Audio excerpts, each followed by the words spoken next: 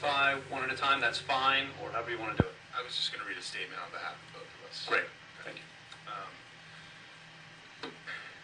Good morning, Superintendent Losky, Mr. Alter, Ms. Philippakis, and Mr. Syracuse, and other members of the Department of Financial Services. My brother and I thank you for giving us the opportunity to appear before you today. We are encouraged that the department has assumed a leadership role in the consideration of how state agencies should regulate Bitcoin service providers. With your work over the last 6 months and hearings this week, New York has emerged as a leader in pushing for regulatory certainty on a state level, thereby fostering the continued growth of the Bitcoin ecosystem. By way of introduction to our involvement with Bitcoin, we are principals of Winklevoss Capital Management, a family office in New York that invests in emerging technologies. Since 2012, we've also been direct investors in Bitcoin as an asset. Our experience has given us insight into Bitcoins as an investment opportunity and the Bitcoin network as a technological breakthrough in payment systems.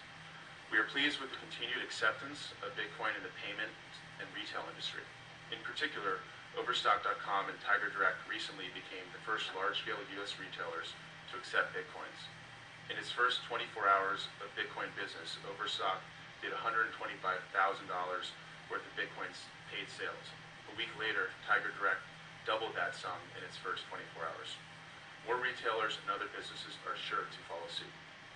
In terms of Bitcoin as investment assets, we believe the Winklevoss Bitcoin Trust, for which we have filed a registration statement with the SEC, will allow retail and institutional investors the opportunity to gain exposure to this asset class in a more safe, secure, and accessible manner.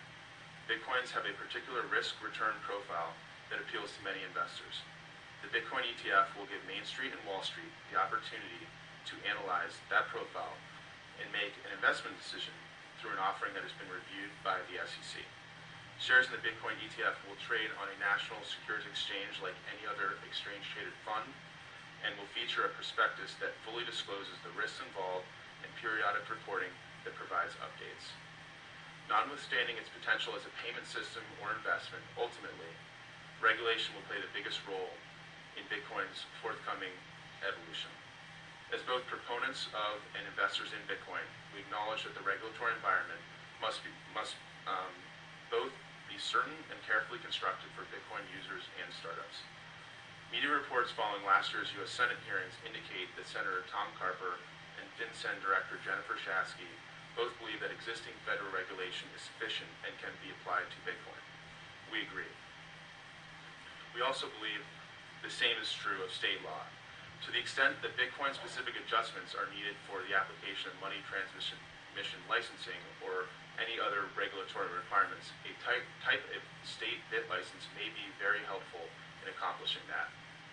As set forth in our written testimony, we believe exchanges on which users trade Bitcoins for US dollars, as well as businesses that directly buy Bitcoins from and sell Bitcoins to customers for US dollars, are appropriate subjects for both federal and state regulation.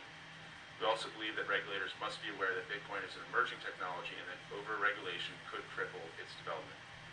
New York is one of the locations of choice for Bitcoin entrepreneurs and Bitcoin-related startups.